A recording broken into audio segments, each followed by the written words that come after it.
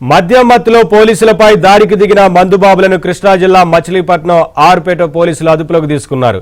ఈ నెల 13వ తేదీన బలరామునిపేట జగ్జీవన్ రామ్ నగర్ లో కొందరు బహిరంగంగా మద్య సేవిస్తున్నారని పోలీసులకు సమాచారం వచ్చింది. అక్కడికి వెళ్లి వారిని పట్టుకునేందుకు ప్రయత్నించిన పోలీసులపై మందుబాబులు ఎదురు తిరిగారు. దీంతో విధి నిర్వహణలో ఉన్న పోలీసులపై దాడి చేశారు. దీంతో ఆర్పేట పోలీసులు ప్రజల సమక్షంలోనే వారికి కౌన్సిలింగ్ ఇచ్చి అదుపులోకి తీసుకున్నారు.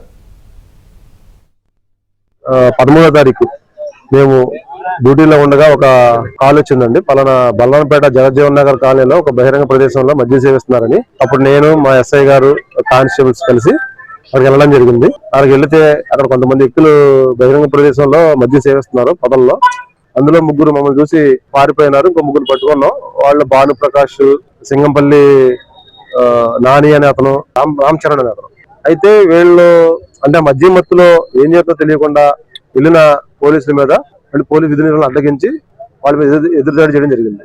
దాంట్లో భాగంగా ఆ రోజున వాళ్ళతో పాటు కుటుంబ సభ్యులు కూడా వాళ్ళని ఎంకరేజ్ చేస్తూ మా విధులను ఆటంకపరచడం జరిగింది.